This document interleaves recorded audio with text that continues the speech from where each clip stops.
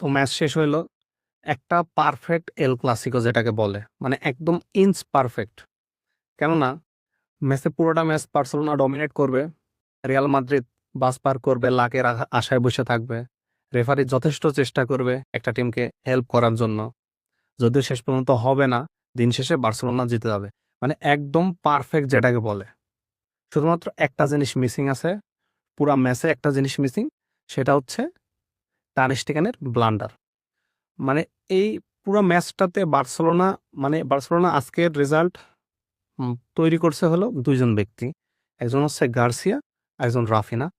তো রাফিনার কথা আমি বাদ দিলাম, রাফিনা বরাবরের মতনই এল ক্লাসিক দ্বারা, রাফিনার কথাটা একটু পরে আসতেছি। এই ট্রফিটা আমরা আজকে ঘরে তুললাম হলো একজনের জন্য, সেটা হচ্ছে গার্সিয়ার জন্য।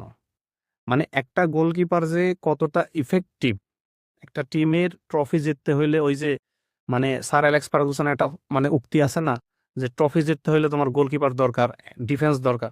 তো বার্সেলোনা টিমের right back, left back, centre back একটাই আছে, সেটা হচ্ছে একটাই ডিফেন্ডার বার্সেলোনা, সেটা হচ্ছে গার্সিয়া। গার্সিয়া হলো বার্সেলোনা আশীর্বাদ স্বরূপ। আর দ্বিতীয় যার কথা বলবো সে হচ্ছে রাফিনা। বার্সেলোনা টিমে এই মুহূর্তে লামাসিয়ার অনেক প্লেয়ারই আছে, কিন্তু রাফিনার চাইতে বড় কুলের এই মুহূর্তে বার্সেলোনায় নাই। তার যে ডেডিকেশনটা সে দেখায় মাঠে, বার্সেলোনার জন্য সে জান প্রাণ দিয়ে লড়াই করে।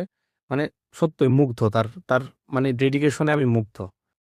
আর কুইক ম্যাচ রিভিউ দিতেছি, আমার মনে হয় যে রিয়াল মাদ্রিদের এখন এই বাস পার্কিং বার্সেলোনার এগেনস্টে প্রত্যেকবার সেম রেজাল্ট আসে, বাস পার্কিং থেকে বের হয়ে আসা উচিত। আর বার্সেলোনা ফ্যানদের কাছে আমার অনুরোধ, আপনারা জাবি আউট করবেন না। আমাদের জাবি আর এই জাবি ভিন্ন, আমরা চাই এই জাবি সফল হোক, অনেক এই জাবি থেকে গেলে আমাদেরই লাভ। সকলকে শুভরাত্রি।